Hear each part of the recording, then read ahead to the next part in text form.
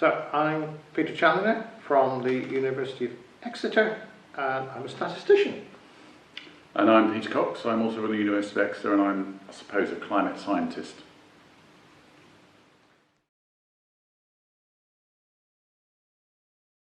So the programme's called Mathematical and Statistical Challenges in Landscape Decision Making, which is a bit of a mouthful, really.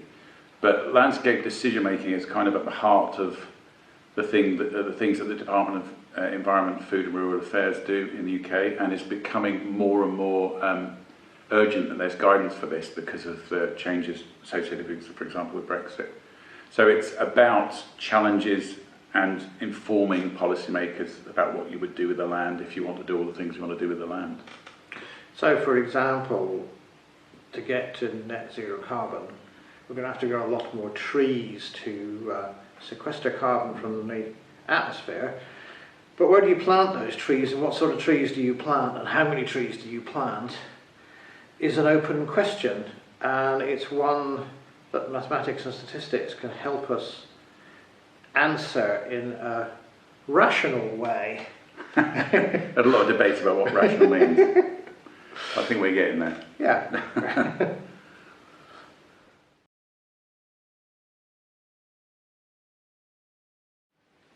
It's important at the moment because there's a need in climate change is changing the way the landscape is anyway. We've got things like ash dieback killing trees, and we need to respond to that.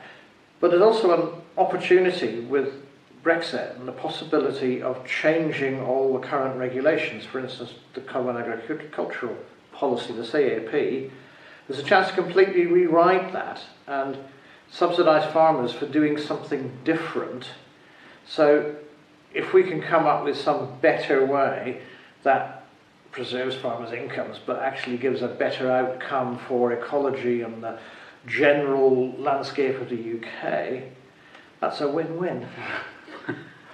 It's a very, very optimistic view of Brexit I'm as always an opportunity. optimistic. I do like that. But it is true, actually, that we've got a new agenda now to replace some previous European legislation, most likely, and there are some opportunities associated with that. But also the thing about the land is it's almost the definition about limiting resource in the UK. If you think about it, we've got 60 odd million people living on this island, and we want lots of things for the land. We want food, we want water, we want recreation, we want biodiversity. And the thing is, and now we want to also mitigate climate change, we want to absorb carbon, we want to have renewable energy. These are increasing demands on the land that require thought about what would be optimal in a sense, and also how you get there. So people we've got on this programme are economists. There are people that value what's called natural capital, and there are mathematicians, they're proper card-carrying mathematicians that are trying to help with some of these problems of optimisation. And then there are environmental scientists like me that are constantly saying, it's much harder than you thought.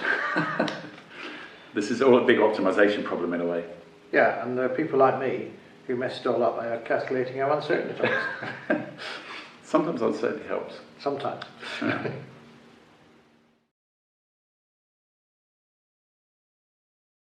one of the main challenges is one that's probably unusual for the Isaac Newton Institute, in that we have lots of non-mathematicians here. We've got geographers, we've got economists, we've got ecologists, because you need all those skills in the landscape modelling before you can do the mathematics and statistics. And just breaking down those barriers of communication where we use different words to mean different things, or the same word to mean different things, is part of the challenge. And that's been quite fun, I think, just getting different communities to talk to each other. Then there clearly are the mathematical and statistical challenges that the programme's about, how we optimise things, how we calculate uncertainty on big models, particularly agent-based models. Yeah, I mean, the thing about the communication is that we must have got really lucky with the participants, actually, in a way lucky, as opposed to chair. Like when you weren't here this morning and I had to chair the meeting, I felt unlucky because I couldn't stop the conversation. So what we've got is people with very different views, but we've been either skillful, I like to say skillful, but I think we've been lucky that we've got people that are really interested in communication across those barriers. So it's really vibrant to the point where I'd quite like to stop now and do some work on this. But there is no shortage of interaction. The interaction's great here. In fact, it's a very unusual programme in that we've both been to Newton Institute programmes before, and they're often 3 months, and there's a kind of slow pace to them, and people do their own thing. Because this is a month, and it's connected to actually a funding, UKRI funding opportunity. There's a real focus about it that is unusual, isn't it, for the Newton Institute? It's a totally different game. So it's very pleasing to see that much interaction. But it is still a challenge to work out how do you meld these different perspectives into a better, more complete view. I think we're getting there, but it might take more than a month. Yeah. Most programmes, I think everyone generally works in the same area, whereas here the only area we'll work in is that we're interested in landscapes, which is very diffuse. So that whole spread, everyone is learning, and that's cool. That's great. It's great fun. Yeah.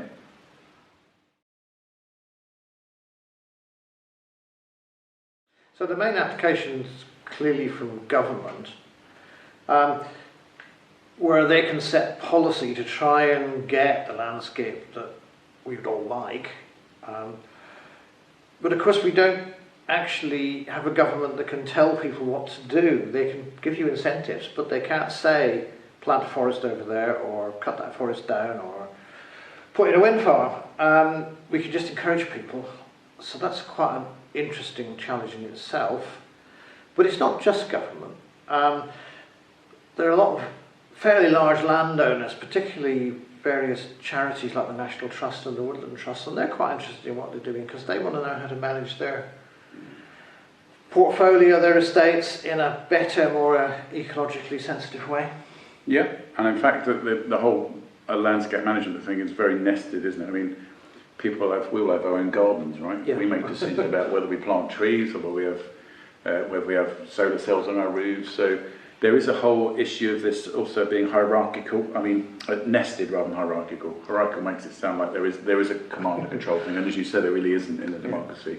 But there are things that you can do that are relevant at the farm scale and below, and which DEFRA or some other bodies might want to encourage but can't necessarily do directly. So there's also this issue about how do you encourage people to do the things that you think are best for the landscape, and how do you make sure they're also the things that are best for them, and that's a sort of government balancing act.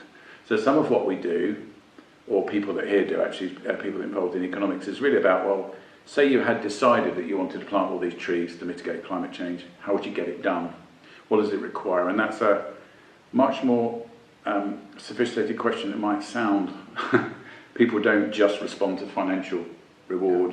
They have other things in their mind. And people, individuals actually respond to nature and woodland and open fields in a way that is more difficult to quantify financially. I mean, there are people that do that.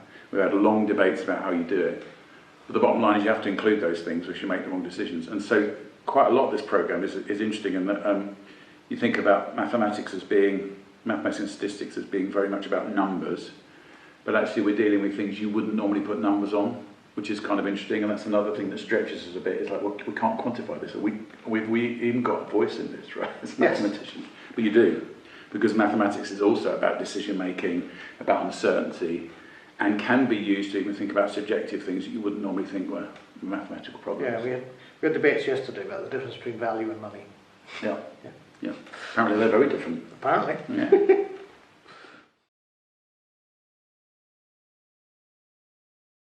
So although it's a very applied programme, the mathematics and statistics we develop is going to be very general.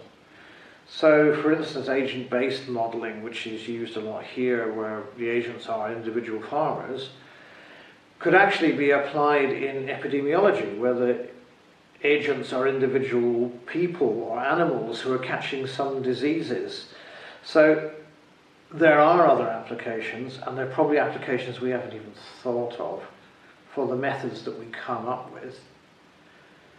we're also, we're looking at UK landscapes, and I'm sure what we will do is be applicable across the world, and hopefully some of the methods will be picked up and taken up by other countries. Yeah, and also in a slightly more cynical light, which is the way I am quite often, I think what the policymakers imagine we're doing is coming up with optimal policies, don't you? Whereas in actual fact, privately, we think, well, I think one of the problems is that you just never get to do the perfect policy even if you knew what it was. So they think we're going to give them the optimal policy. I think we're going to tell them how to have outcomes that are resilient to policy failure. or stochasticity, randomness in policy. The fact that even if you set out on a path for low carbon, something else happens. There's an economic change, there's a government change, there's a Brexit, there's whatever you want to call it. And it feels like what we really end up with is a different perspective on what the right pathways to take are, and it's to do with resilience to those things. I sort of feel that the environmental futures have to be not dependent on perfect policymakers or actually perfect politicians, because they don't exist. Nothing's perfect, but they have to be almost resilient to them. It has to be that it doesn't matter that Donald Trump's in power. Has to be. Yes, or that half the farmers don't take up subsidies.